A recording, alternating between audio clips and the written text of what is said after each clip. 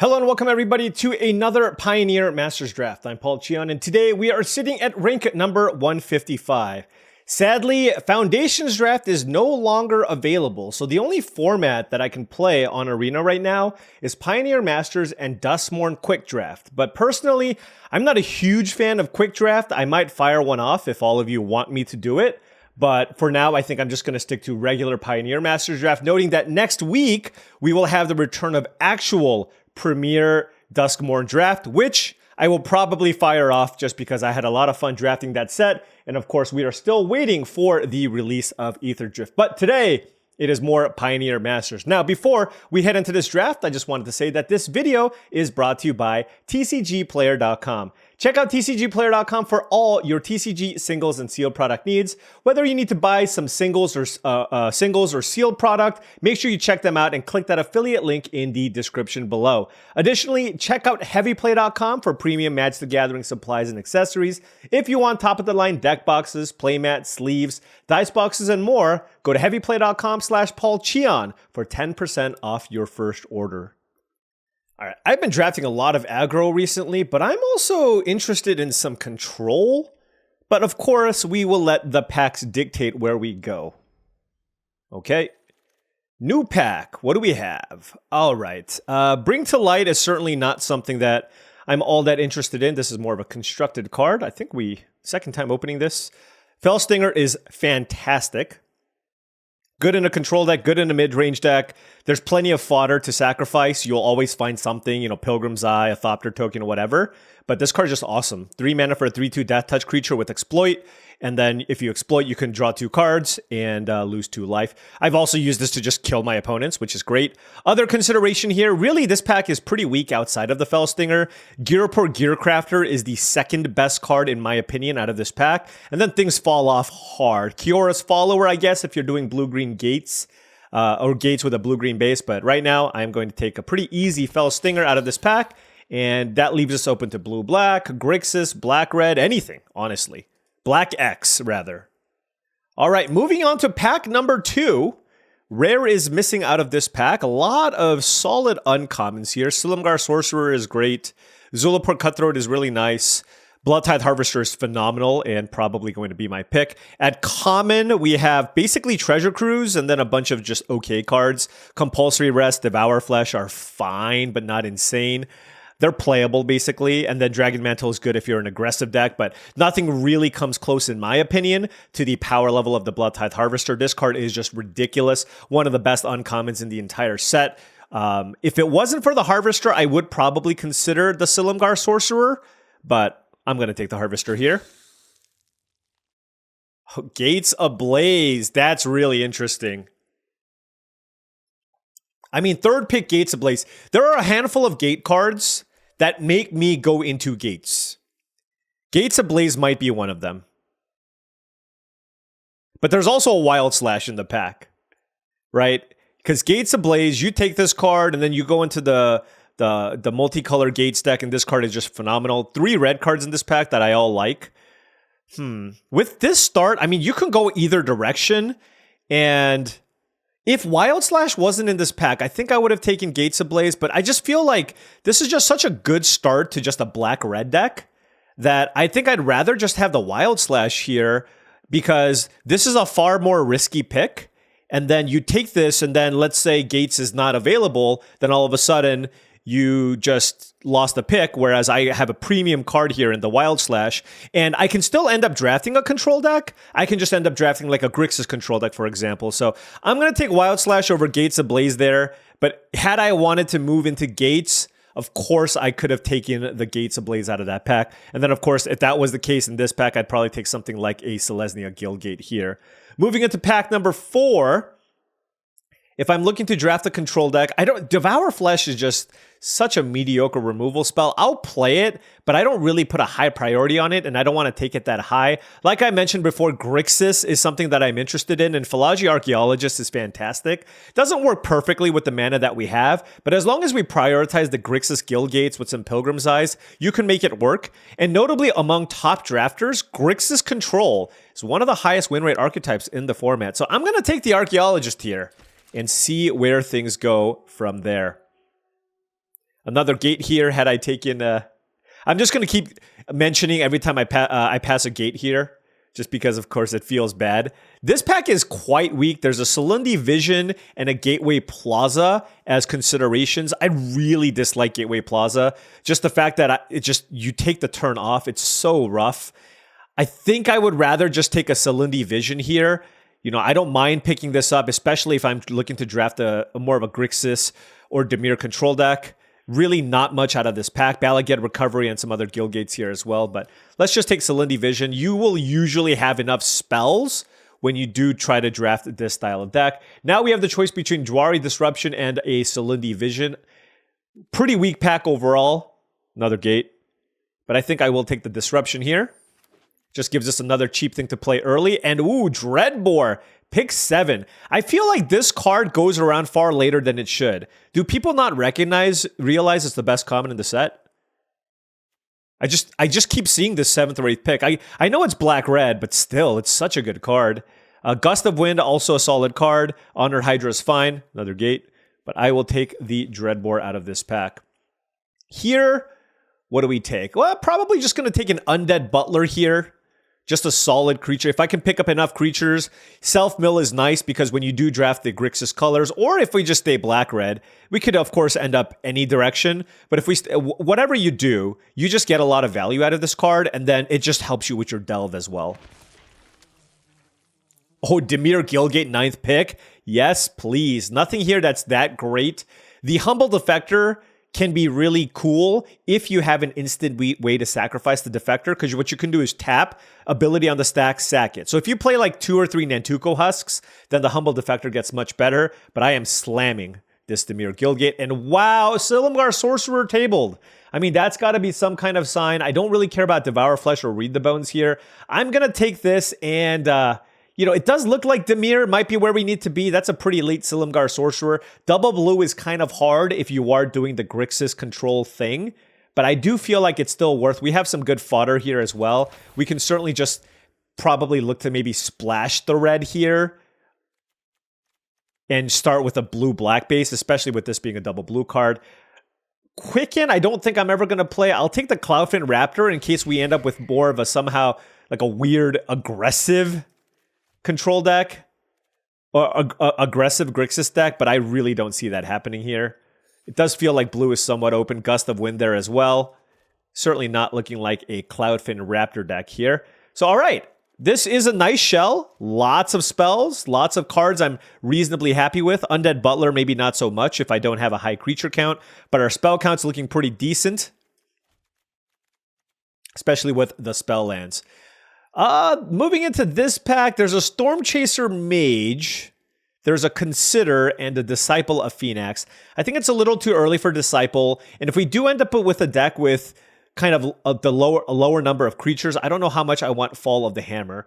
Storm Chaser Mage is the most powerful card, but it's really tough on the mana. I mean... So do I just take Consider here? Yeah, I think I do. I don't mind Consider. I don't mind Consider.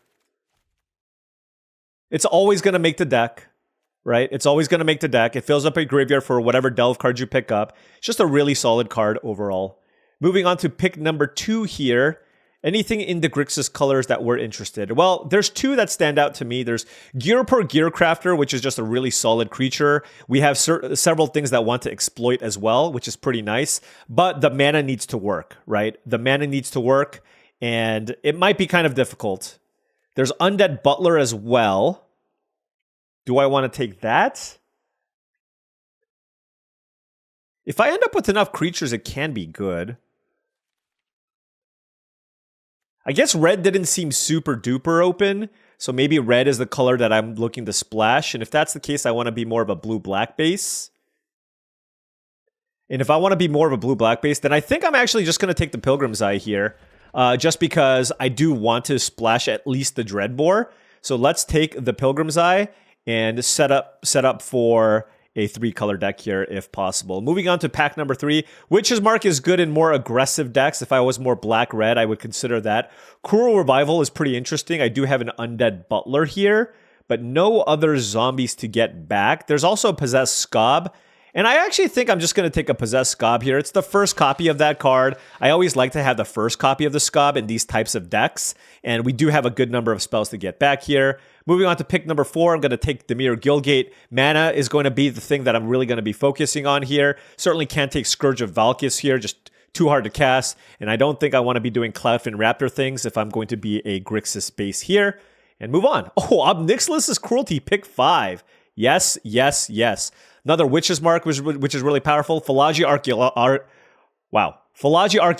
I love. Dreadhound is a decent win condition, and I do need to be mindful of that. I do need to look for a win condition here, and hey, that's perfect. Murmuring Mystic, that is a win condition and a perfect card for this type of deck. We have 6 spells already, double Silindi Vision and a Jwari Disruption. Murmuring Mystic is exactly what I want. Now, Rakdos Guildgate is also exactly what I want, but I'm not going to take it over Murmuring Mystic here.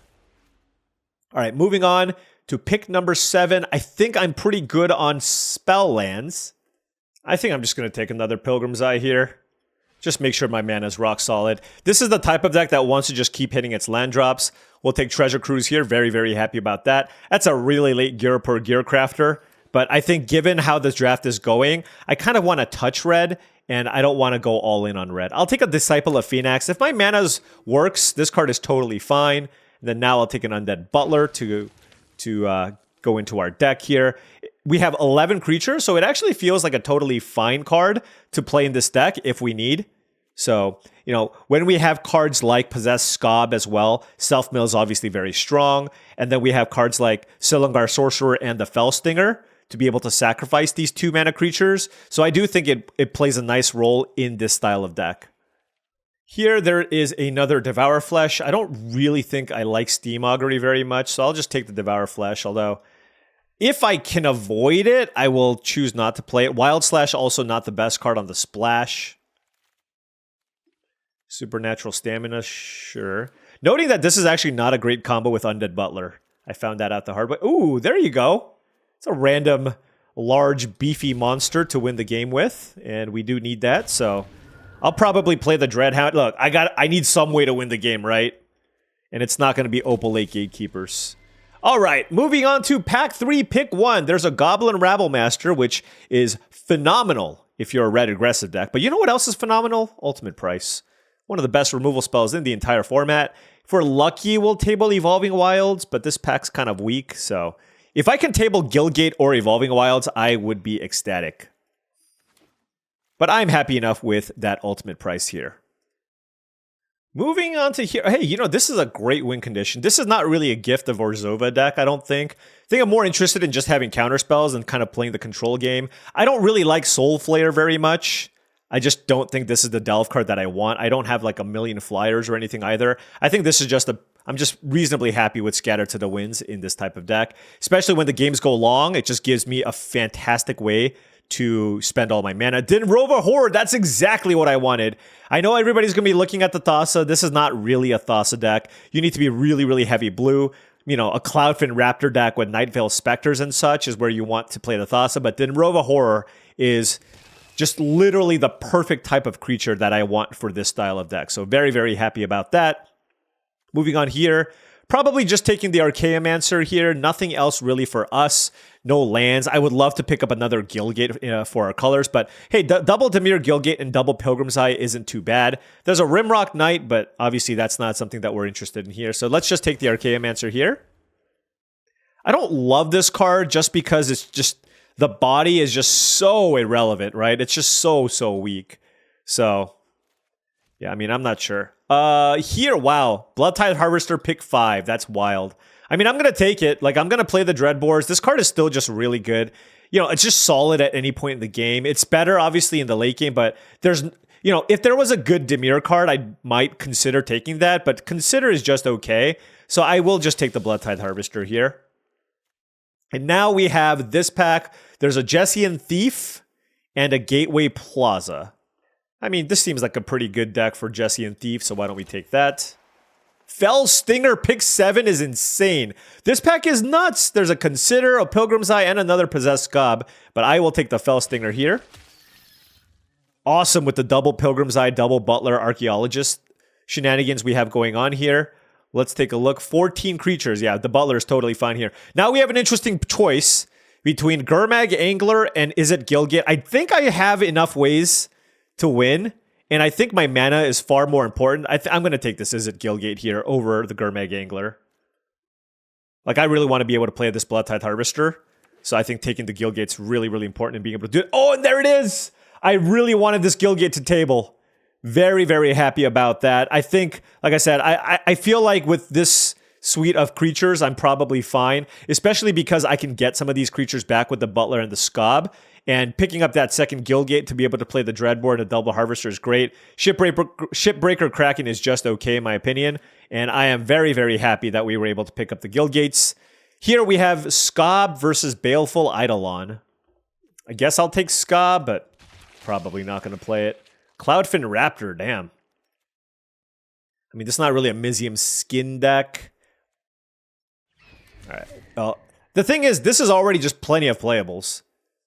Probably not playing the Palaka Predation. I prefer these blue spells, these blue spell lands, and there is an upper limit to how many of those effects you can play.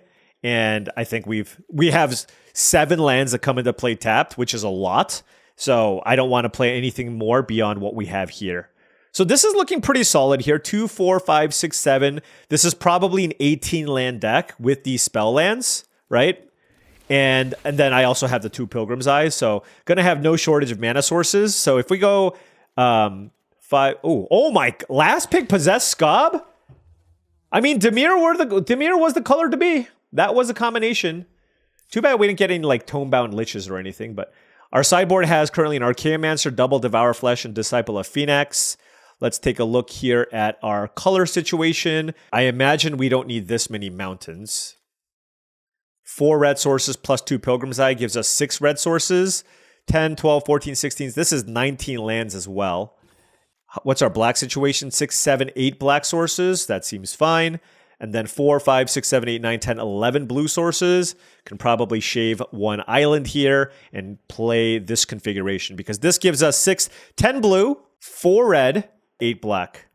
I don't think you can get too much better than that with our configuration. Now, noting that Bloodtithe Harvester is not going to be a consistent turn 2 play, far from it. But I just think playing a 3rd mountain here is probably too big of a cost. I do have double blue cards, so I think 10 blue sources is where I'm pretty happy. What I'm pretty happy with. We also have the double Pilgrim's Eye, so I think Bloodtithe Harvester in a lot of instances will be a nice turn 4 play where I can potentially double spell and go Harvester plus something else, which I still think is pretty nice. Yeah, I do actually think I want to play another 2 mana card. I mean, Jwari Disruption also kind of counts, right? 3, 4, 5, 6, 7, 8, 9. But yeah, I think I actually would feel better about playing 1 Devour Flesh in the main here, just because I think our late game is pretty good, and I just want to make sure that I can just get to the late game. And yeah, I think this is the configuration. 10 blue sources. I want to play the Bloodtithe Harvesters. I think just the blood token effect is really nice. And we'll just go 1 Devour Flesh, and we'll play something like this. All right, let's give it a go. This deck looks really sweet. All right, now before round 1 starts, I just wanted to say that if you've been enjoying all of this content and wanted to support the channel in another way, my Patreon is the best way to do so. That is patreon.com/paulcheon. Special shout out to all the patrons. Thank you so much for all your support. It truly means a lot and allows me to continue making this content. Access to the Patreon will give you access to my Discord channel, all along with additional bonus content that I post for the Patreon only. So if you're interested, check it out. All right. Yeah, there are a couple directions I could have gone with this deck, but I'm still not entirely sure. Immediately punished with this Bloodtithe Harvester that I can't cast.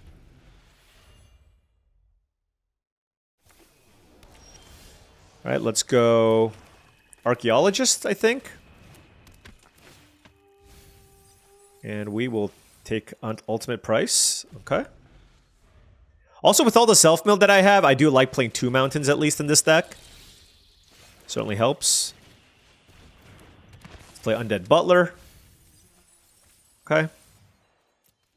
We have the defenses set up here.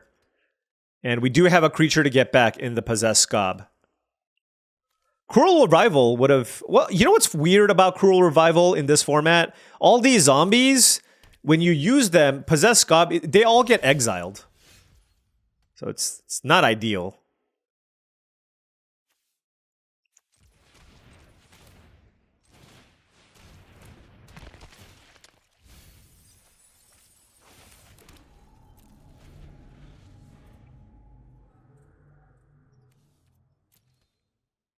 I don't want to necessarily ramp them for free to get in a point of damage.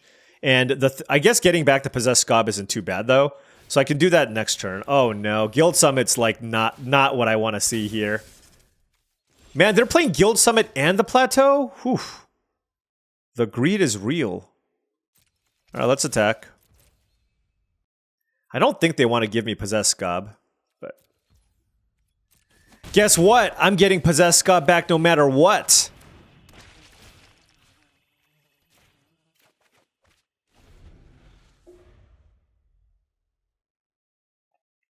Was the red necessary? Maybe not. Maybe not. But getting back the Bloodtithe Harvesters with Blood Butler is just so much value. Do I play 3 mountains? I don't like playing 9 blue sources, though.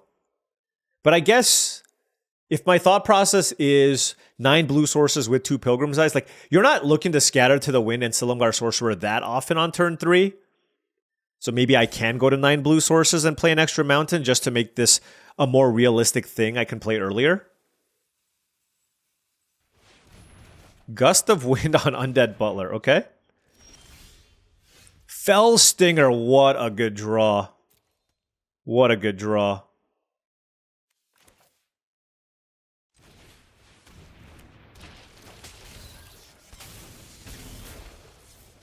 Draw some cards, and there is the red source.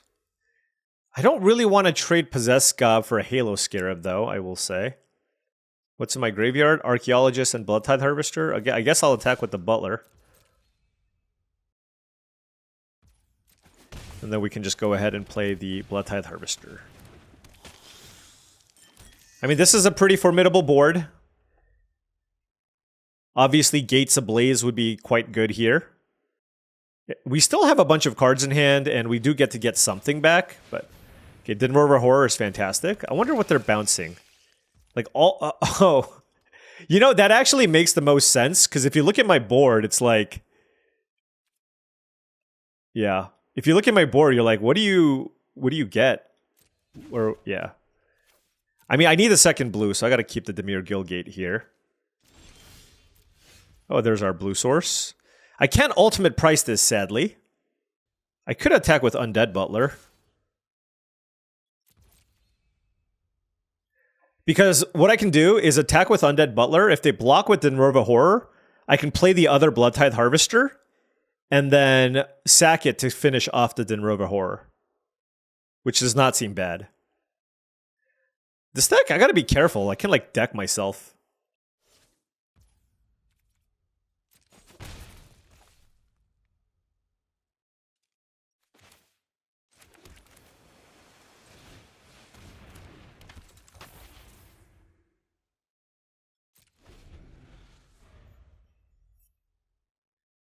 I want to keep up ultimate price, but I'm not even sure if that's correct. Oh. That's really interesting. The interesting thing about this is I'm debating killing my Mystic so that I could get it back. And I'm actually going to do this. This is one of my only win conditions. And this gives me a token, right? And I don't want it to get exiled from the Cruelty. And I have the Scob to get back a lot of different things. So... I think this is okay. The other play I have here is to use the Harvester to kill the Scarab and then just attack with the Fell Stinger. Okay, Voyaging Satyr doesn't matter. Dinrova Horror. Okay. No great targets here. I suppose I can just bounce Halo Scarab.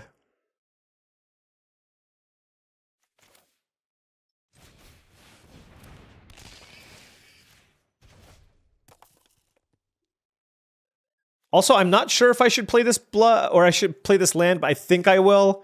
Feels like my deck is pretty mana hungry. I do need to find some way to get some damage in right now.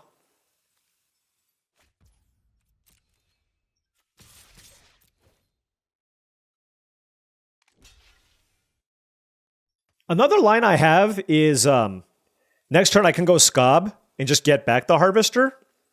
And then if I do that, then my Harvester can kill 4 toughness creatures.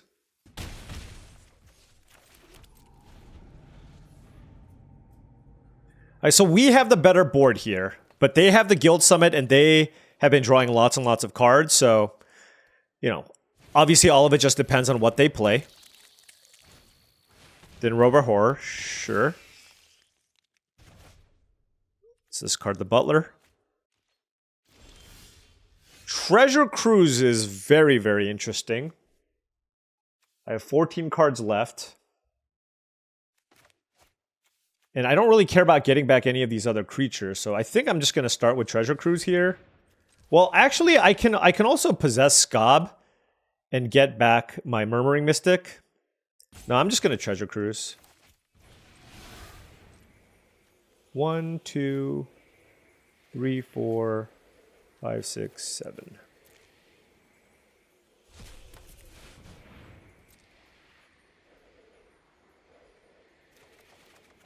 All right. Ooh, Fell Stinger. That is big.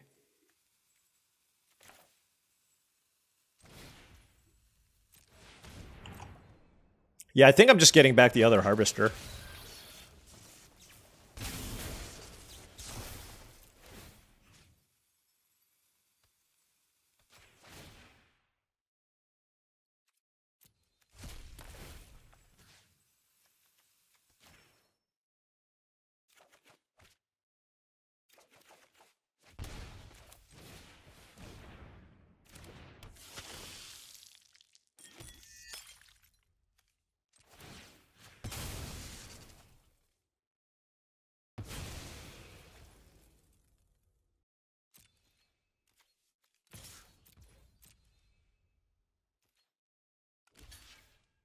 Okay. And I don't... I guess it doesn't really matter, so I'll just play the Guild Gate, I guess. The thing is, I'm not even necessarily interested in sacrificing the blood just yet. Like I said, with Possessed Scob in my hand, just all the mana is great anyways. So we'll see what they do. Fell Stinger here, okay. Sure.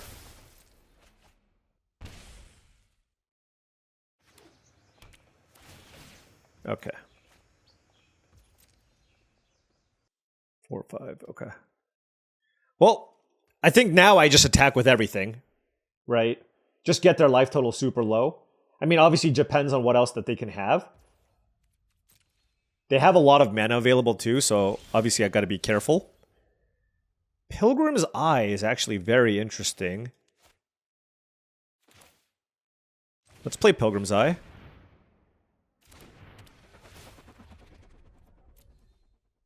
Oh, I have nothing to get. Oh, I thought I had a land. I'll hit them with the oops.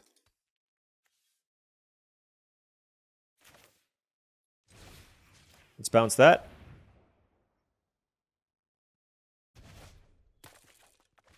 Oh.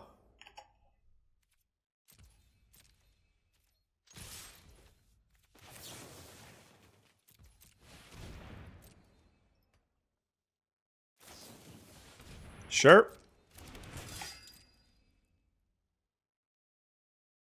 Oh, you have 2 removal spells here? Wow. Nice. Okay. Well, that was like my all-in, and they did a good job of fighting through that. Okay. Well, they're still at 4 life, and I have 3 creatures in play, and I have the Possessed Scob, right? And the Possessed Scob lets me get back a lot of good options. Alright, so they've been sandbagging some really good removal here, probably. Silumgar Butcher. Okay. They're gonna kill my Scob, probably. Okay. Do I have any way to deal extra damage? I do have the Fell Stinger. So that's something I could consider. to just finish them off. You know what? Let's actually crack this blood now. I have 6 cards left. Okay. Let's cast Consider.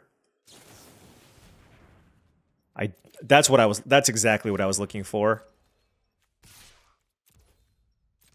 And why don't I'm just going to play the island. Like, I don't need to rummage anymore. Now I have the ability to cast Silumgar Sorcerer plus Scatter to the Wind. So that's going to be great here, right? And then I can Scob back my Fellstinger and then just kill them. Yep, I'm just going to play this out. And then I have Scatter to the Wind backup as well. So, there you go. Grindy game, but we were able to beat Guild Summit here, which is a great, great feeling. All that extra value, I mean, you know, the Bloodtithe Harvesters were certainly good there. I'm still not sure if it's better than the... Disciple of Phoenix. I added a mountain, by the way. I added a mountain to the deck and cut an island. Great hand here. Hero of Lina Tower. Okay. Oh, great. So now I can lead with the Is It Guildgate because I drew the Swamp. Voyaging Satyr, sure. Let's go Archaeologist, see if we can find some action. Ooh, we found some action. It's an Ob Nixilis' Cruelty off the Archaeologist. Not going to Fellstinger next turn just because I'm going to have to discard the hand size if I sack the Archaeologist. Okay. Nissa, Voice of Zendikar. That's a good one. Okay, well, good thing we have the Dreadbore. Good thing we have the Dreadbore. Oh my gosh. Oh, the most clutch Dreadbore ever. No, you don't. I'm so glad I'm splashing the red, by the way, folks. It was not even a question. Wow. Good thing I'm playing the red.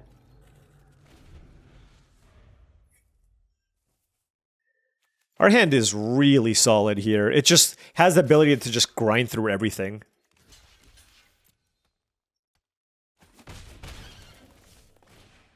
Pilgrim's Eye. So they got a bunch of dorks. Lots of mana generation, though, I will say. So the best utilization of my mana is double Undead Butler, so I think I'm going to just do that. Just puts a bunch of random things to block with anyways. Possess Scob. And then we'll just do it again. Okay. Hit some pretty weak cards there, so that's good for us. And let's see, I can go Fell Stinger and get back Possess Scob, I guess. So nothing from them. I mean, I don't even need to get back Possess Scob. I can just sack the Archaeologist, if that's what I want to do.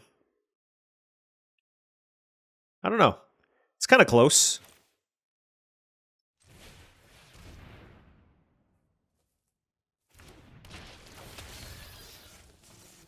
I guess getting back the Scob just gives me a lot more flexibility, so let's just do that, because I can't always sack the Undead Butler on demand, right? So...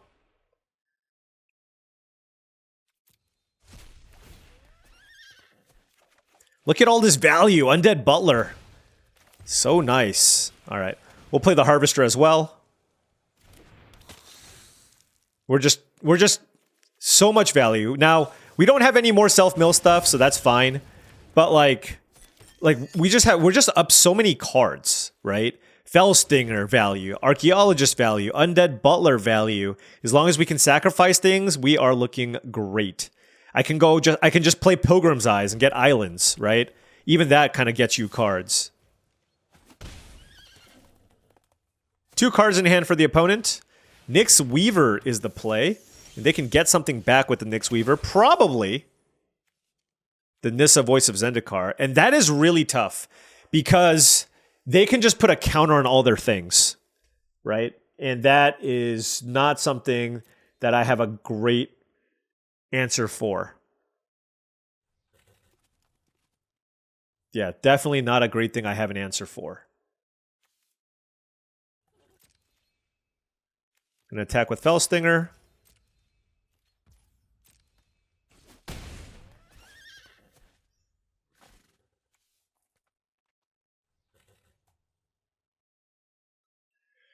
I'm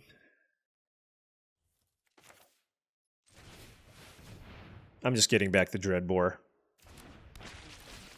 I still need to make sure that I can kill the I still need to make sure that I can kill the Nissa. Like, I know a +1/+1 on... The thing is, +1/+1 on 4 things is pretty good, but it's not the end of the world. Right? It's not the end of the world, so... I mean, I imagine that's their play.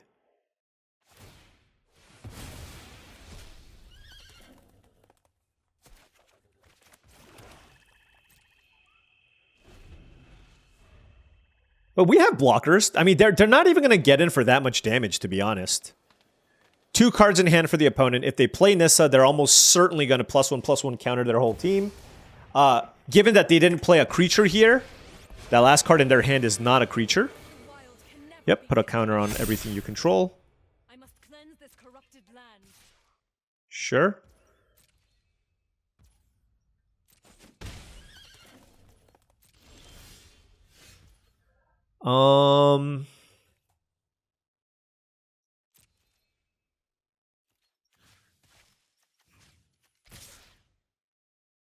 Let me think here, actually. I messed up. Actually, it's... I'm fine trading my creatures for their things. It's fine.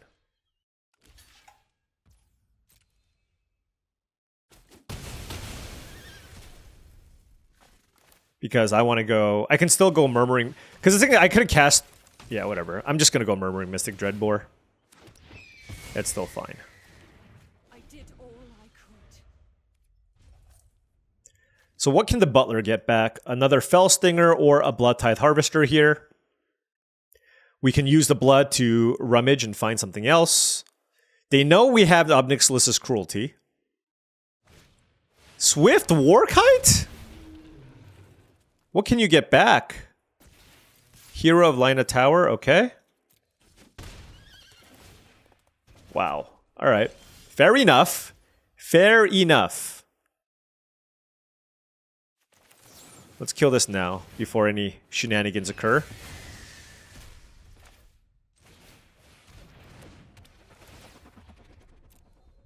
Oh, I can't get a blue source? Did I mill all my islands? How many islands do I have? Do I only have 2 islands in my deck? Ooh. That's rough. Okay, I guess we'll get a swamp.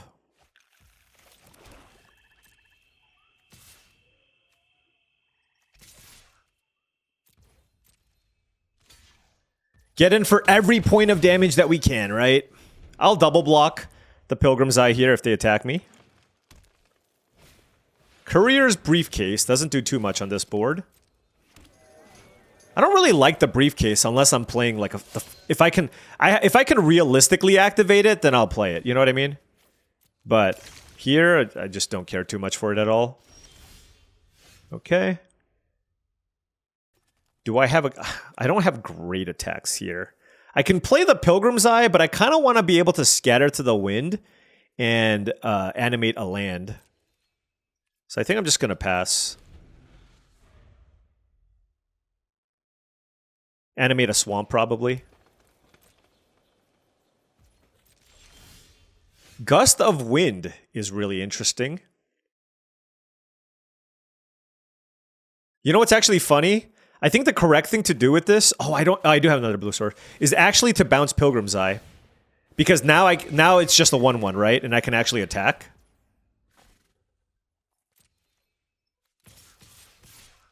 So 3 in the air. And let's go play this. Get the last land out of our deck. Play it and pass. I am not going to counter Pilgrim's Eye. That one will resolve. It will be funny if they somehow got like a planes randomly, and then that lets them activate the courier's briefcase. Ooh, that's a cool swamp. Whoa, whoa, whoa! That's getting way too close for comfort. Green, black, red, white.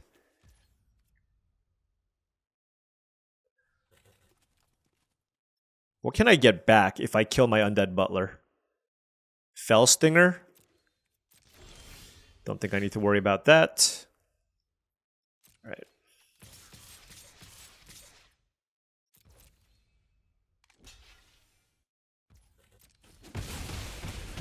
Okay, let's play this land, and yeah, I mean, we're looking pretty great here, so just can play it pretty patiently here. Catacomb Sifter. I don't think that card matters. I'm just attacking in the air anyways. Oh, I did. Oh no, I should have. I made a small misstep though. They get to scry. Oh, that was actually really poor. I should have devoured fleshed in response to Catacomb Sifter. Now when they sack something, they get to scry 1. So that obviously is quite bad. They sacked the Caryatid to gain more life, but the nice thing is they won't be able to briefcase me. Yeah, but and they bottomed the card. Yeah, that feels pretty bad.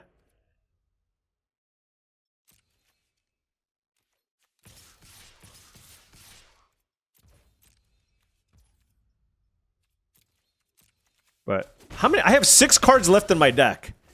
I need to be careful.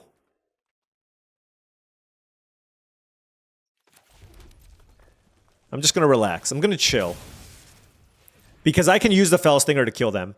You know what's funny? I can Fell Stinger, sack Butler, target them, get back Fell Stinger, target them again. So I got 4 damage available here. 4 damage available.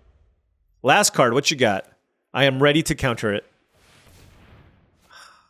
Sure.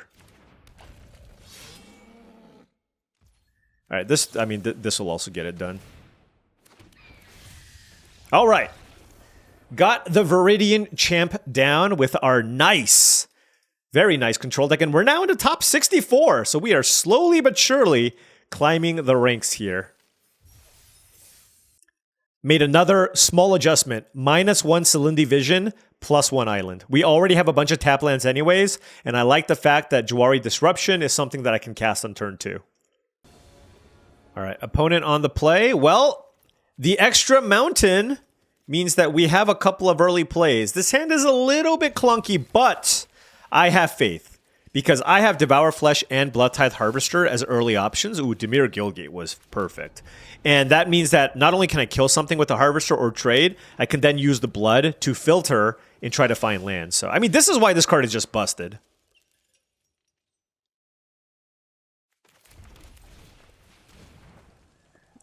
I fear for Essence Scatter. Or Jwari Disruption, I guess, but I think I'm supposed to just run that out in most instances.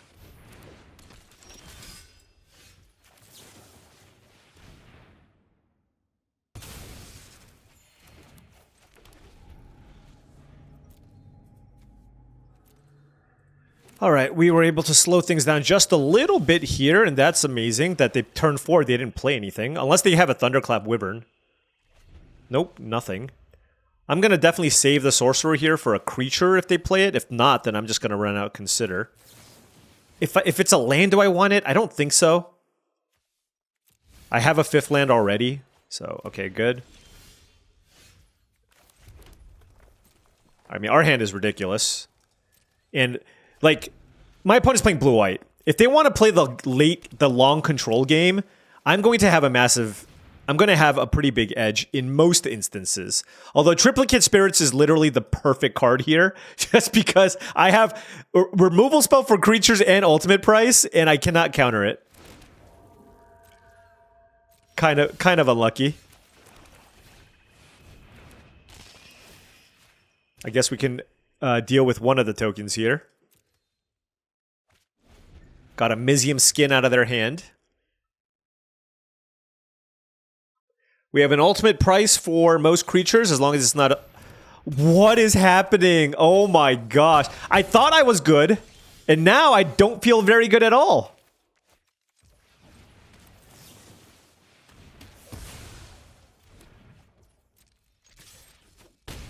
They just played two things that I can't kill or counter with the sorcerer. Wow. Compulsory rest.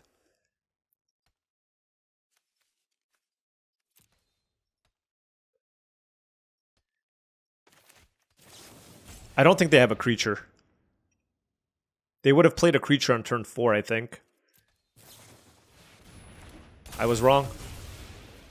I was wrong. Holy crap. This is so bad. This is... I need a land? Untap land. Wow. This is the biggest beating I've ever taken.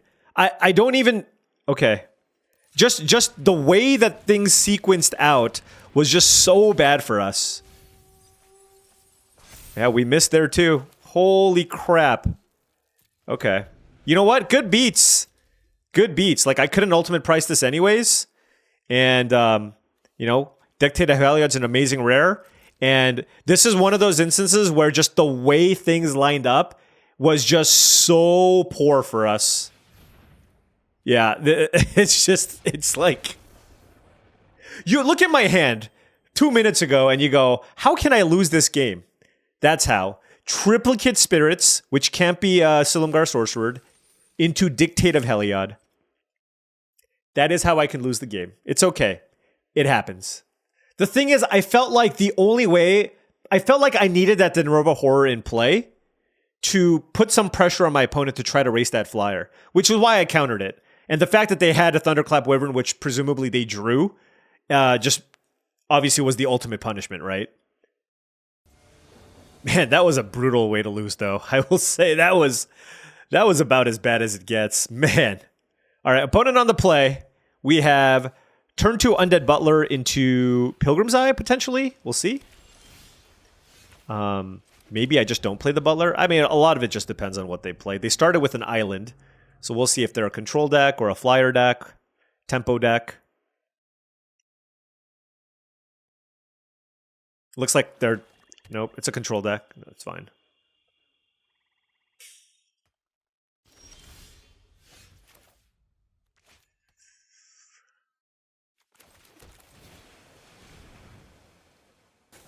Okay. Essence Scatter on the Butler, sure. I don't actually mind that because, like, there's a chance I missed there, and then if they kill the Butler, it's like, it doesn't get me any value.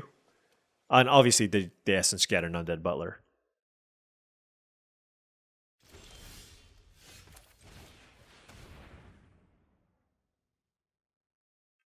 You got another one? Another counter spell? Oh, it sure seems that way. Nice.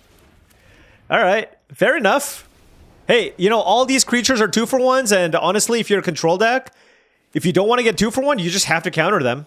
So it makes a lot of sense. It absolutely makes a lot of sense. Murmuring Mystic. Okay, we're going to kill that. And let's play the Vision here, because I don't want to miss land drops in this matchup. Especially next turn, I can go Pilgrim's Eye, get a Swamp, and then cast Gust of Wind if they play something. Now, that's not something I want to Gust of Wind. That is something I want to Gust of Wind, though. Wow. Okay. Pilgrim's Eye. Yeah, let's get a Swamp. If I milled all my Swamps, I'd be very upset.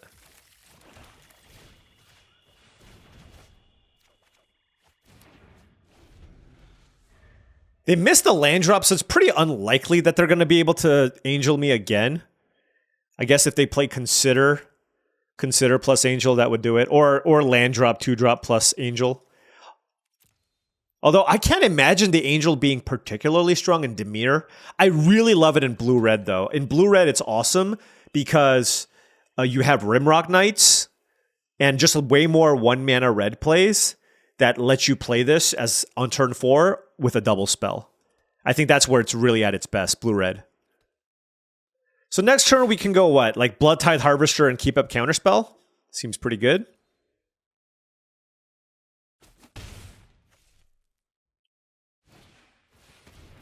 Oh, that's a really strong combination. Oh, that is huge. Fell Stinger on a Sanitarium Skeleton. I just feel sad. I feel sad that that happened to us. That's how you get the value back. I will say I'm not as sad that they played a Zephyr Winder. All right.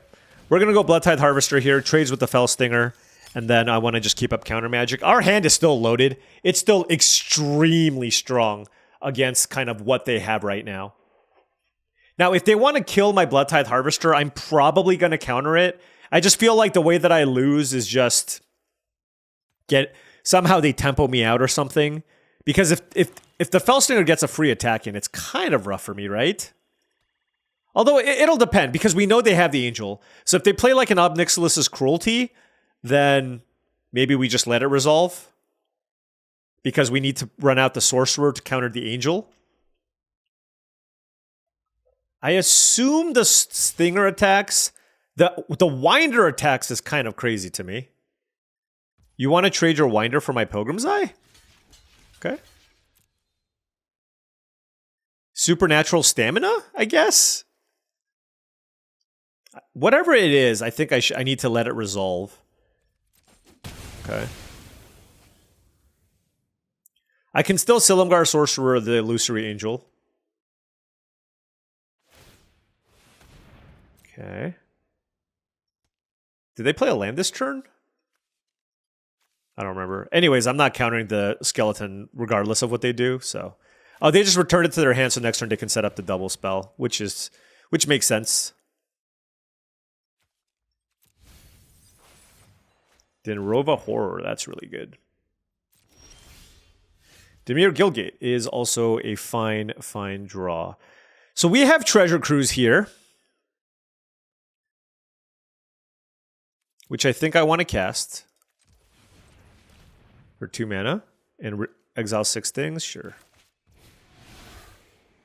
1, 2, 3, 4, 5, 6. Cruelty and Blood Tithe Harvester seem like the best things to keep.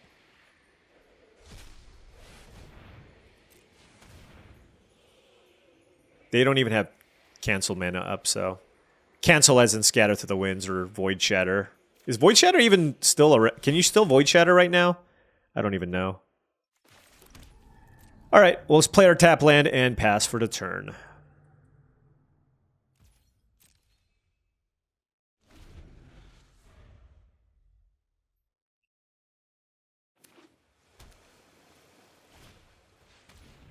Yep.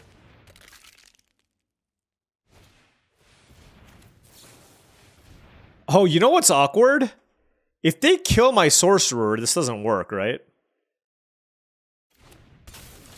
Well, we'll see what they do. I mean, I still have Ultimate Price.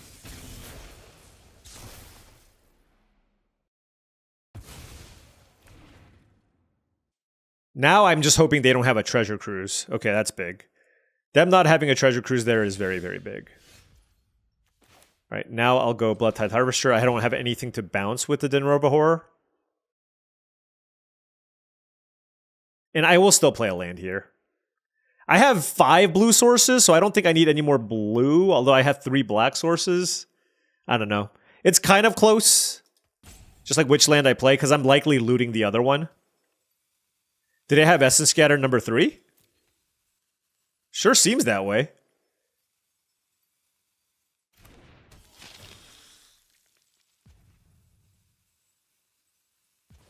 Oh, Devour Flesh. Okay. Well, this makes it easier for me to just crack a blood and just try to find relevant things to play. I guess I just don't play that land, right? Wow, this Devour Flesh is terrible. Let me think, actually. Yeah, I'll just keep the land. I mean, it feels like we should be up a lot of cards here, but they've been doing a good job of managing my creatures. Possessed Skob would be very nice. I mean, maybe I just pitched the Devour Flesh to the blood. And maybe I should have played the land in that instance. Like, pitch Devour Flesh, land, Bane of Balaged. Okay.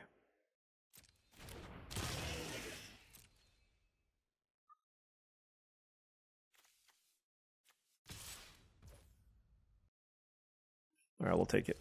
I have the Dinmerba Horror, so I'm just going to bounce it.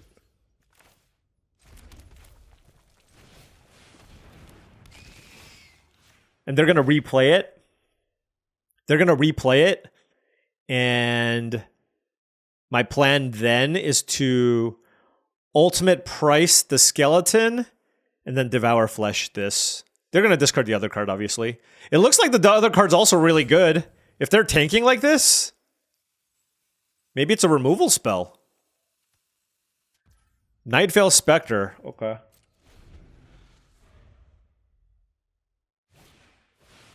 Yep.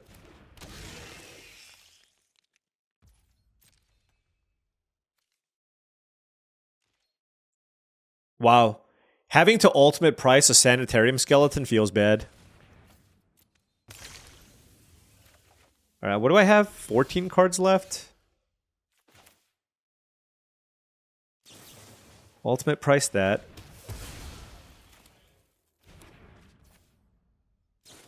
Devour flesh the opponent. Attack for 4. Play the Guildgate. Alright, we're kind of out of action, to be honest. So, it's kind of on their top decks versus our Dinmerba Horror. Certainly not letting that resolve. But yeah, we are out of action. I need some possessed scobs. I need some possessed scobs in my life. Murmuring Mystic is okay. Oh, there it is! What do I get back? Getting back Treasure Cruise seems pretty good. Alternatively, I can get back Scatter to the Wind. They're both really, really good in this spot. Let me... How many lands do I have left in my deck? 3, 4, 5, 6, 7, 8, 9, 10, 11. 3, 4, 5... So I have 7 lands in my deck, so maybe Treasure Cruise is not as good. Maybe I just want to make sure I have Scatter to the Wind.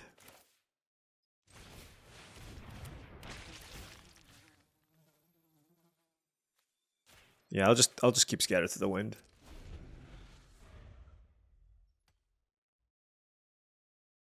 This is safer, right? Like, I don't care about the skeleton so much, but I have access to Scatter to the Wind. And if they don't play something huge this turn, then the Scatter to the Wind is a 3/3 as well, right?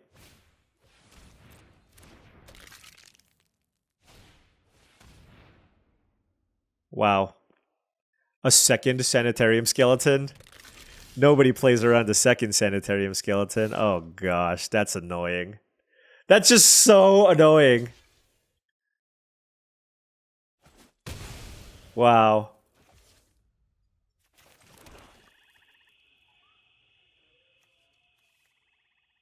Yeah, I mean, I could have gotten Treasure Cruise back. Ah, whatever.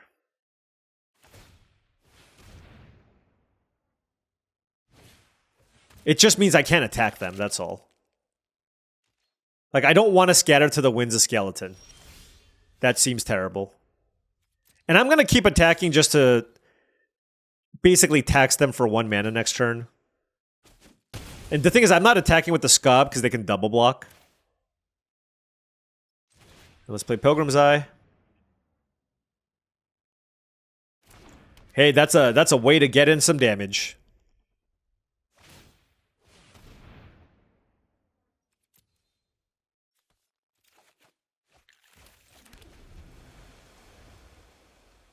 And I'm playing a bunch of lands because I have Scob in my deck.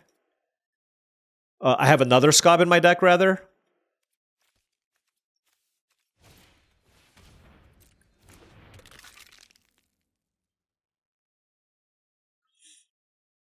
Okay, it looks like they drew a spell, and they know that I have a counter. How good is the spell? Should I counter it? I mean, having a 3/3 in play is really nice, because that attacks through the Sanitarium skeletons. God. I just don't care about Zephyrwinder.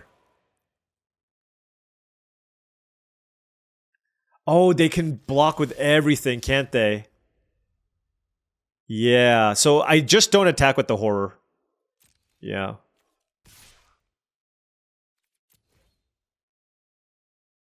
Am I trading 1 damage for 2 damage? You better believe it.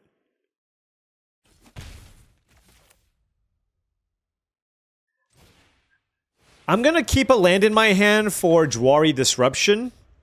Or not Jwari Disruption, for Denrova Horror. But Jwari Disruption gets me. Okay, I guess I need to counter that. Because with the skeletons, they're actually kind of huge. Okay.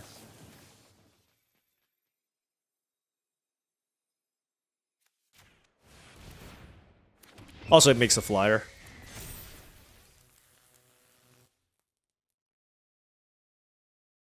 Okay, now it's just pure top deck mode. 4, 5, 6, 7, 8, 9, 10, 11, 12, 13, 14. So we have 4 lands left in our deck. Okay, so we have a lot of lands left in our deck.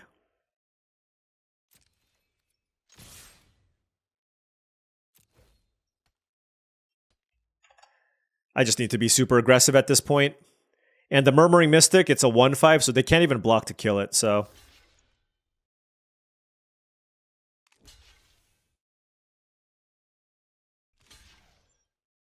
And getting back 2 skeletons is a lot of mana, to be fair. Right? Like, you can't just... If you do that, you can't really play anything else.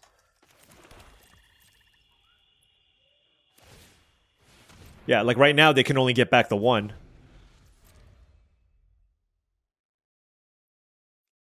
So what are the spells we have left in our deck? 6, 7, 8, 9, 10, 11, 12, 13, 14. Gurmag Angler is big, yeah.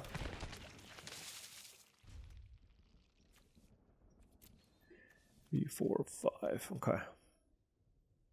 They can play the skeleton. Oh my gosh. Okay. What do I do now? I mean, they're certainly going to play the skeleton here. Oh, they just full priced it. I feel like you could have probably exiled some stuff to get another skeleton in play. But, okay. They have a 5/5. And now... I mean, if they play the skeleton too, this eats this, skeleton blocks this, and I only get in for 3. So the only good attack here is with my flyers.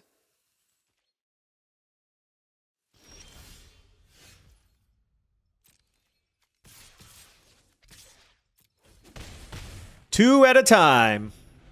I mean, honestly, I'm probably just going to cast Jwari Disruption to make another flyer. Right? That just makes it into a 3-turn clock.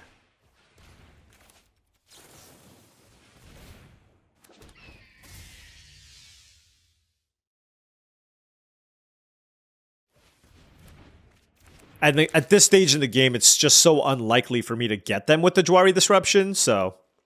At least that was one of my land draws. I can't imagine they're going to attack me. Okay, it's another land. I think we're okay for now.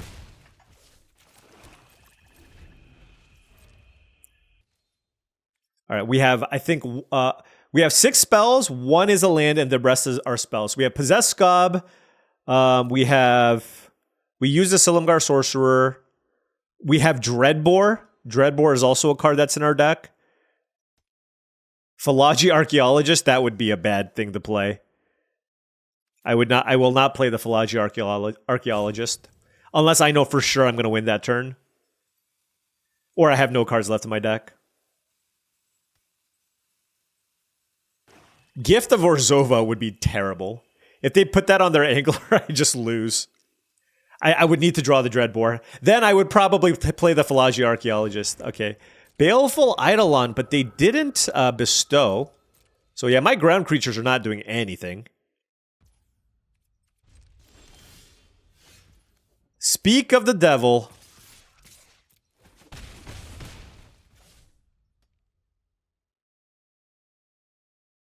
Hold on. Am I actually supposed to play this? Like, in case... If I hit, like, a... No, I'm just gonna wait. I don't know if that's correct. I'm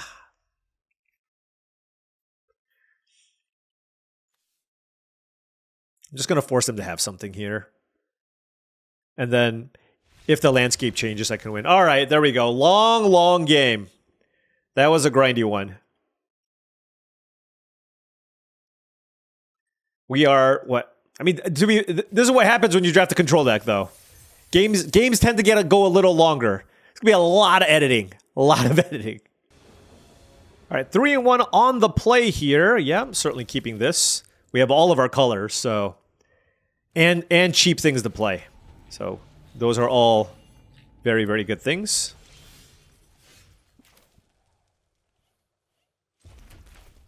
Let's play Archaeologist.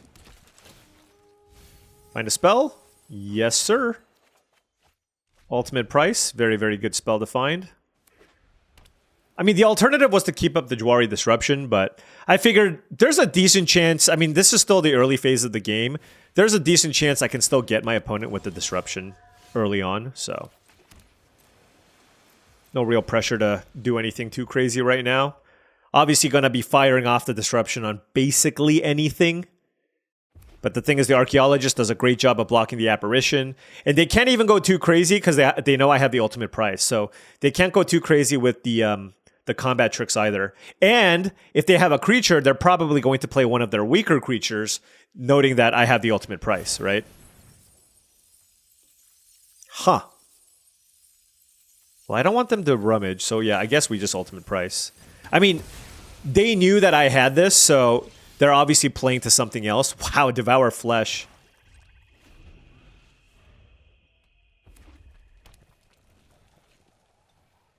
I mean, there's a chance this Jwari Disruption doesn't do anything, I guess. Especially because they're red-white.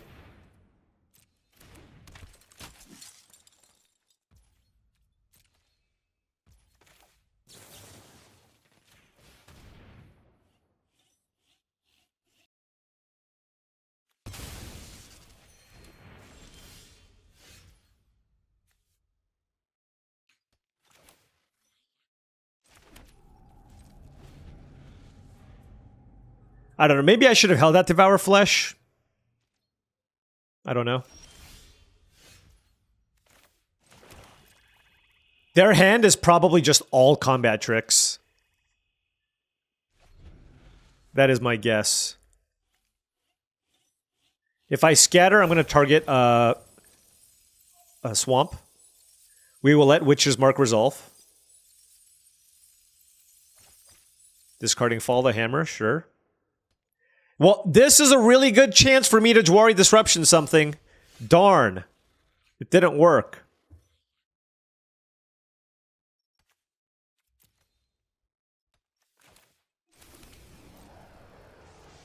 It's okay. The longer the game goes, it is so much better for us, so.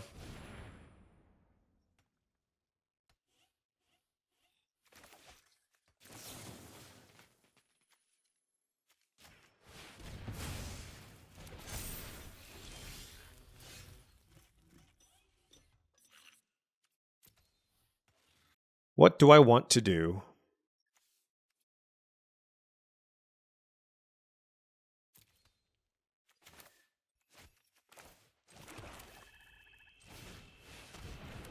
I'm just going to get back Ultimate Price.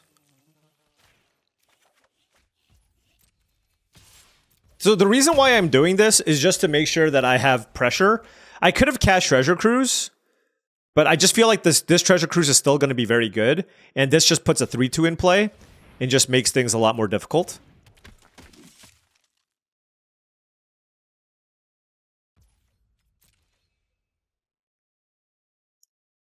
And if they want to trade, that's fine too. Like, I'm not going to use this Ultimate Price.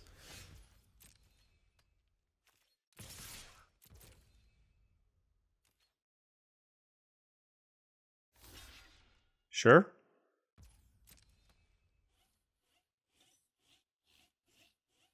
What is it? Coordinated Assault or something?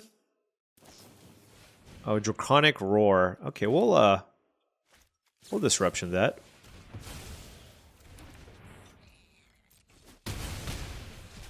Alright, let's play Fell Stinger. Oh, this is just the perfect control hand, right? Gust of Wind and Silumgar Sorcerer. I'm just gonna do this.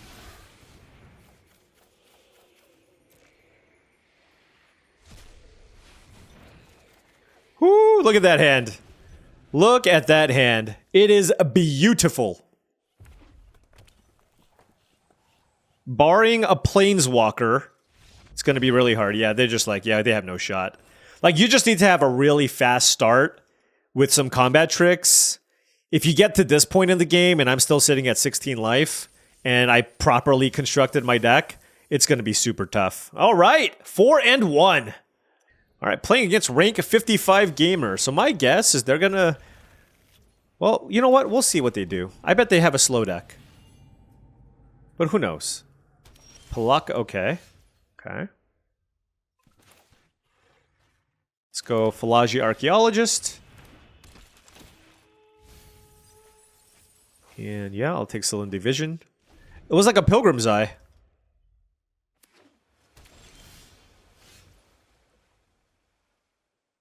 Did I hit a... No, I didn't hit a thing.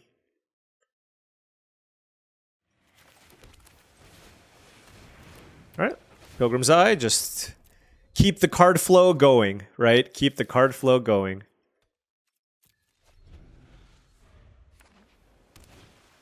Night Veil Spectre. Yikes. Oh, man. I mean, obviously I would have loved to cast Scatter to the Wind. 3, 4, 5, 6. I can cast Salindi Vision, but I think I'd rather just have Fellstinger in play. Target myself and hope I can draw a removal spell. Okay, Devour Flesh.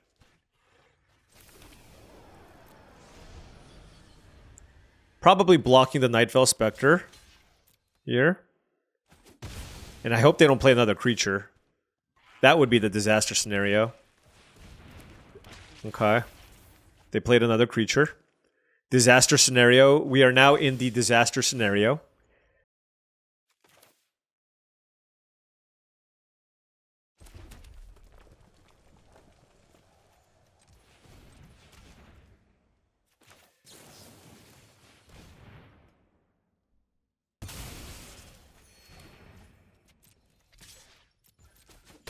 I'm going to pass. Now I'm going to Salindi Vision. Like, I have to find an answer to the Spectre.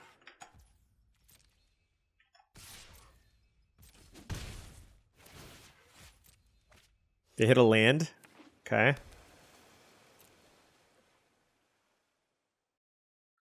Depending on what they play, right? We'll counter it or we'll play the Salindi Vision. Ultimate Price won't get it done. I have 2 cards, basically. I have Ob Nixilis' Cruelty and Dreadbore. Okay, we should counter that.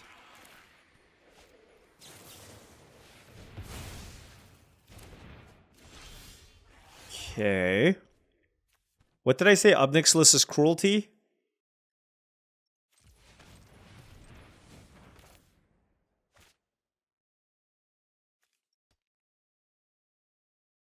Now let's cast Salindi Vision.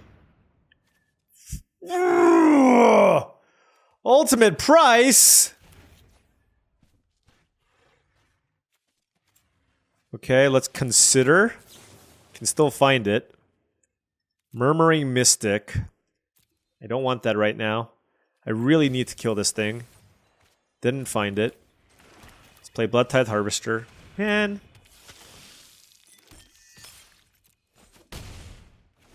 I wish I had a Night Veil Spectre. My hand is so janky. They hit a Fellstinger? Okay. Is this not a monocolored creature? So my hope here is to find... Like, if I top deck another Bloodtithe Harvester, I can kill this thing. If not, then we just hope for the best here.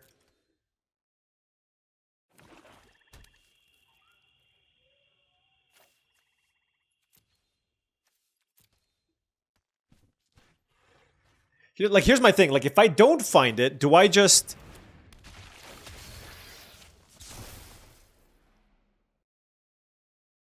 Yeah, they should...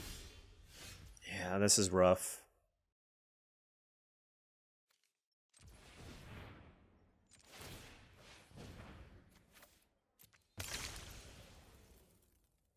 Dig in. We're doing everything that we can here, right? We are doing absolutely everything that we can to deal with what they have right now.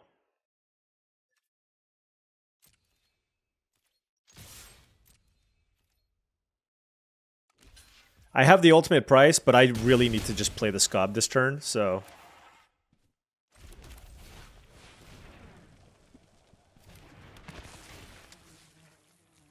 And I need... Devour Flesh? Alright, I mean... one can hope, right? It's like, basically now... Okay, so now, if they need to not play a second multicolored creature. Right? That's kind of my hope. Just don't play a second multicolored creature. You've drawn 1,000,000 cards off Nightveil Spectre. I'm getting decked here. Oh my gosh. I mean, Nightveil Spectre is silly if you can't kill it, and it just so happens that our creatures just lined up pretty poorly against it. I still think it was correct to run out Pilgrim's Eye, but of course, you know, if they play Nightveil Spectre to follow that up, you're in some supreme trouble. Okay. Okay.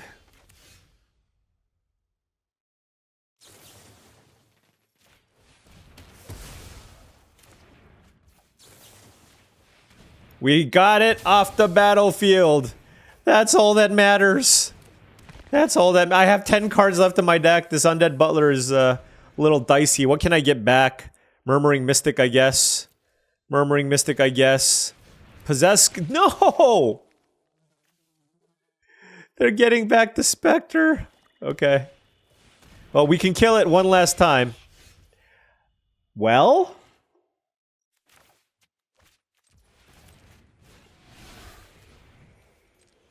One, two, 3, 4, 5, 6, 7, something like that. All right. We have 3 cards left, so this is not going to be easy. What can I get back? I don't think I want to get back Treasure Cruise now. It's probably Murmuring Mystic. That's like my only legitimate way to probably win this game. So why don't we do that? Although it's like how many spells can I even cast, right? It's like it's not even, I don't know. Do I have any other creature I can get back? Fellstinger, I guess. 6 cards left. I mean, that Nightveil Spectre did some work on my library, too.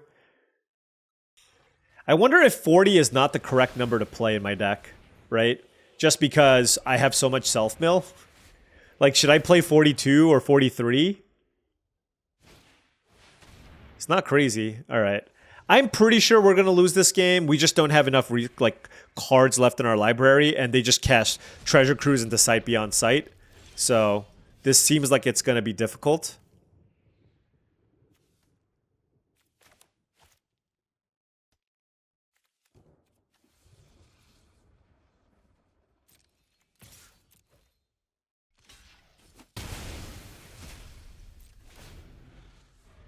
I want to be able to at least make 1 token with the Murmuring Mystic.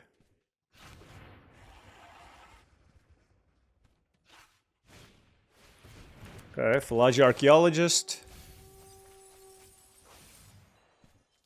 Gust of Wind. Maybe my opponent just decides to become completely irresponsible with their spells and just decks themselves, but... I mean, they have a solid Grixis deck. It's really just... Our decks are nearly identical.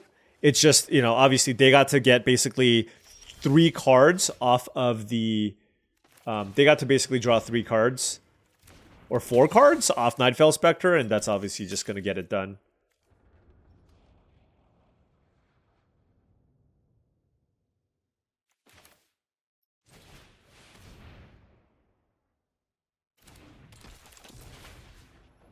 Oh, wait. I thought this cost 2 mana for some reason. Big whoops. Yeah, I thought that cost 3 mana for some reason.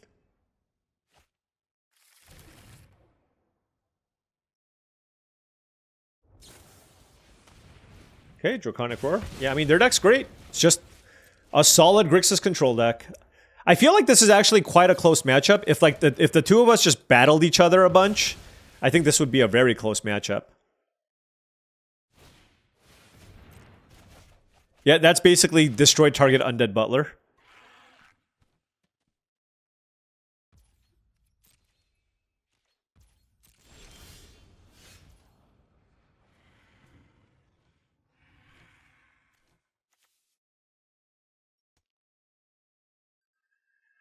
Okay.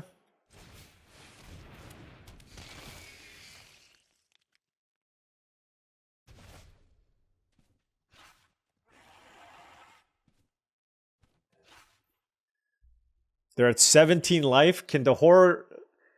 The horror... There's probably just not... I just don't have enough time to kill them with the horror. I mean, to be fair, like, this is the first game where we actually decked ourselves, but in a lot of the games, we came really close.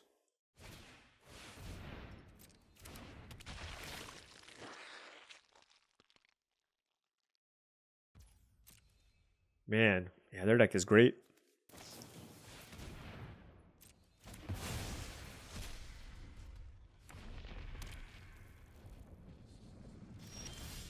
All right, yeah, we can actually win. Good games. Good games. Good pilot. And, well, at least we didn't crack the top 100. So what's our record? 4-2? Okay. 4-2. But let me know. If you if you drafted a bunch of control decks, have you played more than 40? This hand, I have to mulligan. Mountain Swamp, sadly. I mean, any opener with double Scob is going to be pretty dicey anyways, and I just can't cast anything. We will keep this and bottom the mountain. The reason I'm bottoming the mountain is because I have double blue cards here. So I want to be able to go like turn 3 sorcerer, turn 3 scatter. Ooh, that changes things. I feel like I just play the harvester and just hope. Hope I draw an untapped land. That would be ideal. Okay.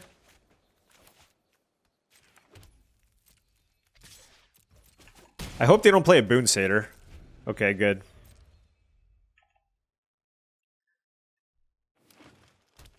Probably like a Rhino or something. Oh, Bloodfire Enforcers. Okay, I'm not going to crack this treasure yet then. I'm just going to kill it with my Bloodtithe Harvester. And then let's go Murmuring Mystic. Red-green has a pretty tough time dealing 5 damage to something. So I think this is going to be generally pretty safe. So this seems like a really good opportunity to play it. And then I can leave up Scatter to the winds, right? Although 5 mana, this is a big churn, right? This is a big, big churn. Oh, just a Leaf Crown Dryad, okay. Follow the Hammer doesn't do it. Clear Shot doesn't do it. Pilgrim's Eye, oof. I think I just pass. I think I just pass. Like, they're just so likely to have a pretty big, impactful spell here. Where I think I want to be able to fire off my counterspell. And it's going to be Scattered to the Winds first.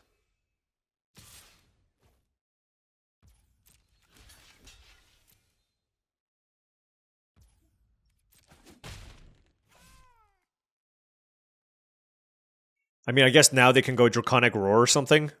But a Boulder Salvo, that's fine. All right, good. I'm not pitching the blood, I don't think. Still. Gust of Wind.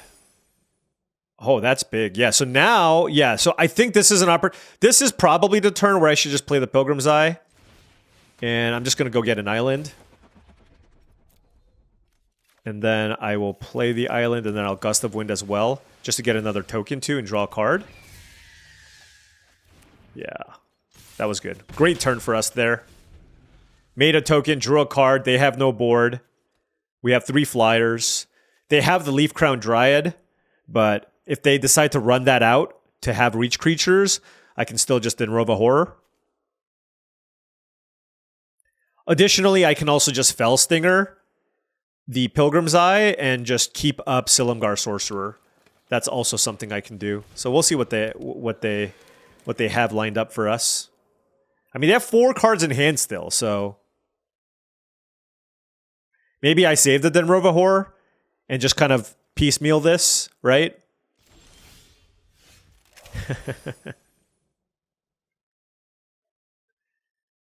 Do I Dreadbore the Leaf Crown Dryad? I think so. It sounds crazy, but I have Silumgar Sorcerer for the next creature, right? And this just lets me attack with all my other cards.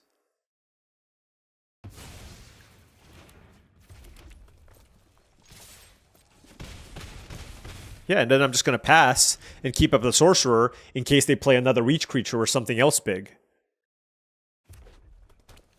7 mana. That's Sylvan Primordial Mana.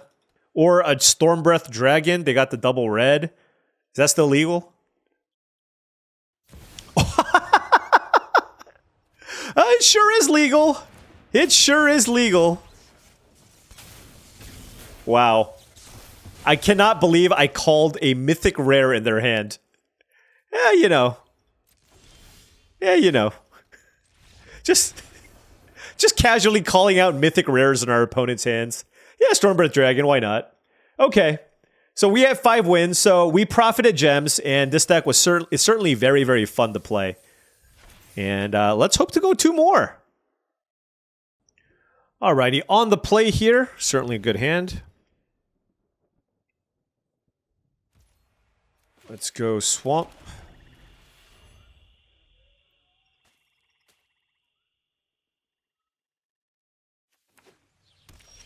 Our opponent likes to draft control decks. I guarantee you they have a control deck or a gate deck. Alright. We have a solid hand though. Turn 2 Harvester. Pulling that off turn 2 is obviously a rarity in our deck, but we got it. Now we can Pilgrim's Eye for an island.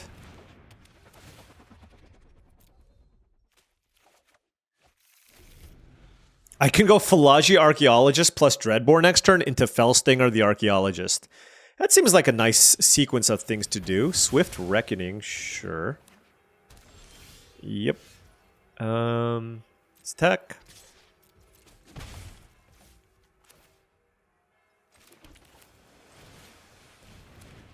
Let's play the Archaeologist. Hope we hit something. We did not. That is unfortunate. And we shall pass. Man, we have a lot of spells in our deck. Now I wish I played the Fellstinger. Sight beyond sight. Okay. I'll probably pitch this Mountain just because my deck requires double blue.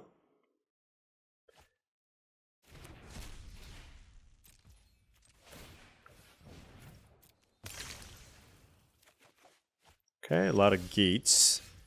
Undead Butler, I see. I think I'm just gonna play that. Okay. Death of 1,000 Stings. So if our Butler dies, we can get back the Scob, which is really nice. And then we can start chaining the Scobs. And so hopefully their deck is just a bunch of 1-for-1 removal. And we can kind of take advantage of that. Like, I'm sure they have a lot of good removal in their deck, and they're looking at these creatures, and they're like, golly. I know I would be, if my opponent just played only these creatures. Like, my deck's also a bunch of removal spells. What are you gonna do, Gust of Wind my Undead Butler?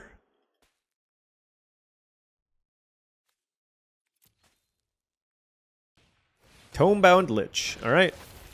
Found a target for our removal. They've drawn so many cards! Here's another Gate. I mean, Gate Colossus would be, you know, it's going to be pretty tough to handle.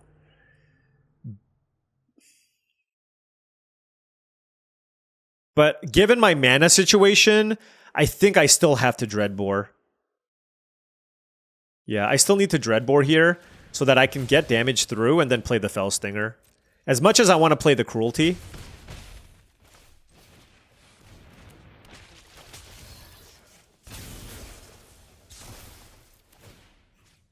Let's target ourselves. And let's go get the Scob. Drew some lands, play the Guild Gate. All right. I mean, this is still an okay spot, assuming... well, you know, if they play the Gate Colossus, we can Scob back the Dreadbore and play that. So if they play a Sweeper, obviously that's really bad for us. I mean, you know, they have 7 cards in hand, so I'm fully expecting... Like, this is going to be a really big turn for them. It's going to be my prediction, okay? It's going to be a really big turn. Okay. Just a Keranos. Not too bad. Not too bad. Get that out of here.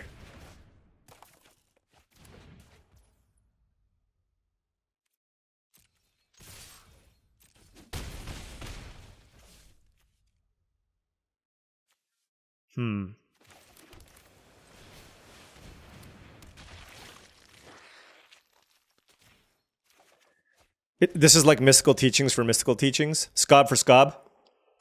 Scob for Scob. Go. I feel like if they had a Gates Ablaze, they would have cast it last turn. Right? Just to, like, they're up so many cards, just to wipe out the board, right?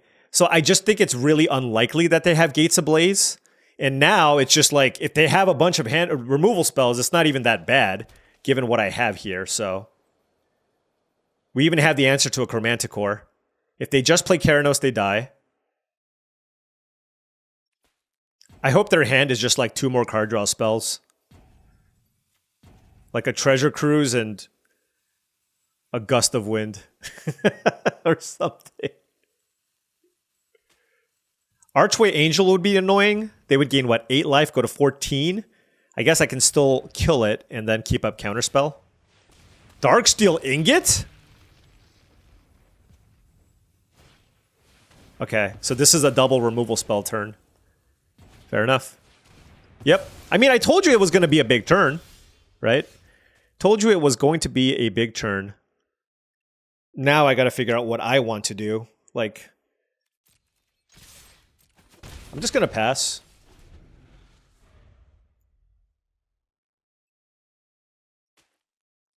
They have to deal with my creatures. I have removal spells if they play creatures, and I have a Scatter to the Wind if they want to run out removal spells, right? So, liking the spot. Certainly don't want to use Devour Flesh right now, because they're at 4. But just no reason to run out the Scob here and let them just play whatever big thing that lets them stabilize. Yep, Gatebreaker Ram is totally fine. I will counter this card. It's probably a Gurmag Angler. Loxodon Smiter. Oh, I can't counter it. Okay. Okay.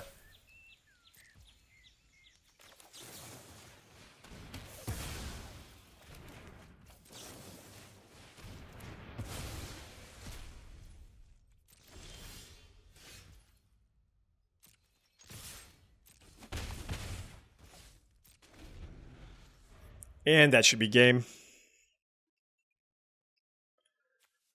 Is this a creature when it enters the battlefield? Whip of Erebos. That is interesting.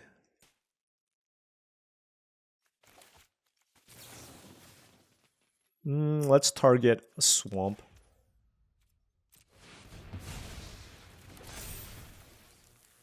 And that's game. Alrighty. 6-2.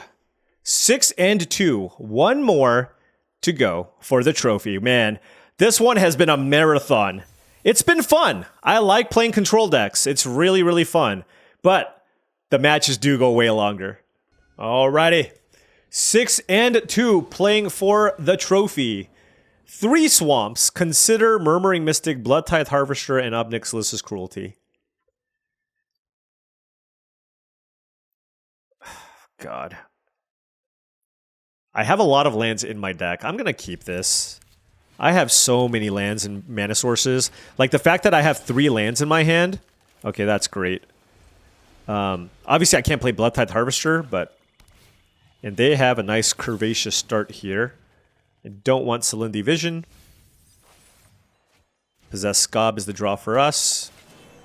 Yeah, I mean, we can just get run over here. And I'll be pretty sad if I find a mountain.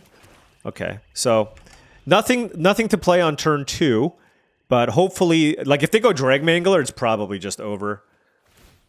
Gnarlback Rhino also would be pretty bad. But, I mean, like, a 1-2-3 is just going to be hard to beat, no matter how you slice it. So...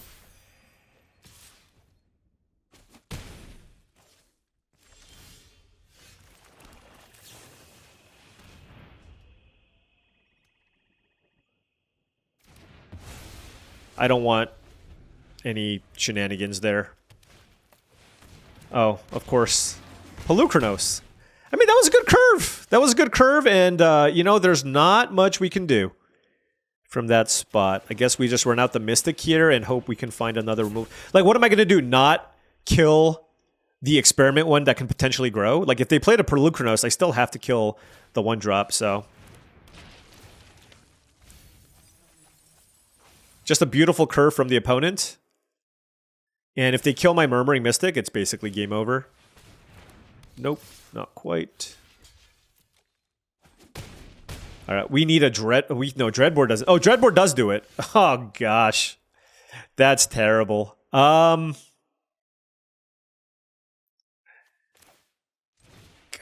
okay. I'm gonna get a Mountain with Pilgrim's Eye. And then play it, and then pass. They might want to fight my Pilgrim's Eye before they attack. I mean, I'm basically dead here. This is just like a really good aggressive start. God, that's so rough. The problem is if I Devour Flesh them, they get to eat both of my creatures with the Pelucranos, and then I die. Oh, gosh. So this needs to go here. And I guess this goes here.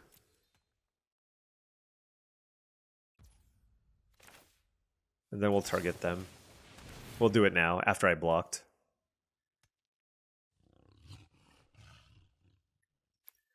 They can get back Avatar of the Resolute and sack the Undead Butler and drain me as well. There's just so many bad things for us. I'm trying to figure out how we can come back from this. It involves killing the Pelucranos, which means I need Dreadbore. But even if that's the case, like so if I can top deck Dreadbore off the top, the thing is I don't have a second play though, right? And it does look like they are intent on killing my Murmuring Mystic and turning the Pelucranos into a 7/7.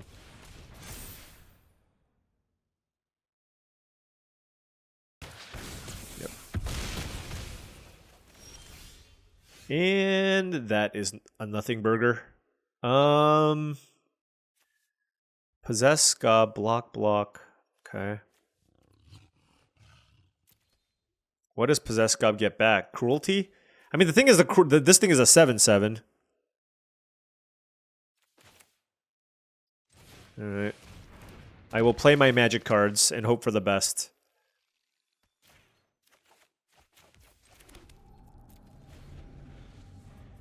I can put Skob on Disciple, and then I can put the bird in front of Pelucranos. Oh, Jesus. Yeah, Pro Blue? Great deck. Great deck. I mean, there's just not much I can say. That was an absolute beating. 1-drop. Voyaging Satyr into Disciple, Pelucranos, Mistcutter, Hydra. And I was on the draw, and I didn't have all the removal to kind of line up with what they had. So props to that start from the opponent. My hand or most decks are just not going to be able to beat that kind of start. But you know what? I'm still happy with this deck. We had a lot of great games. We got some really nice pairings, and we got to really showcase what a control deck is capable of. And I thought this was a really solid version of it.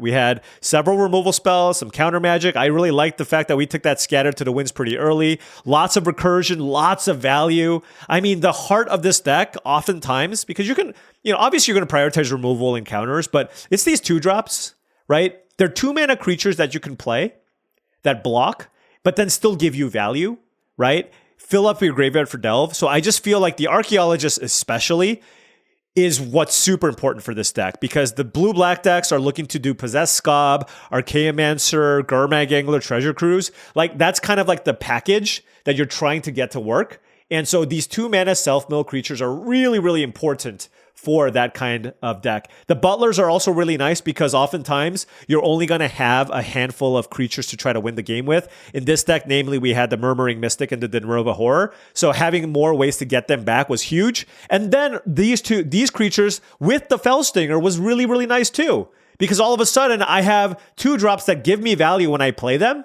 And then I can still use the fact that they're just random creatures on the battlefield, sack into the Stinger for even more value. So I just felt like this deck just worked really, really well together. Sure, I could have maybe used a couple of extra cheap removal spells, right? But maybe I should have played another Devour Flesh. I don't know. But this deck still played out really smoothly, and I'm really, really happy with this finish. And I'm really glad I was able to share this deck with all of you. Anyways, thank you so much for watching, as I really do appreciate it. Make sure you hit that like and subscribe button for more daily videos just like this. If you've enjoyed this content and want to support the channel in another way, my Patreon is the best way to do so. That's patreon.com/paulcheon. Additionally, check out tcgplayer.com for all your TCG singles and sealed product needs. Make sure you click that affiliate link in the description below if you want to make any purchases, because it lets them know that I brought you there. Last but not least, check out heavyplay.com for premium Magic the Gathering supplies and accessories, deck boxes, playmat, sleeves, dice boxes, and more. Go to heavyplay.com/paulcheon for 10% off your first order. Thank you so much for watching, and I'll see you tomorrow.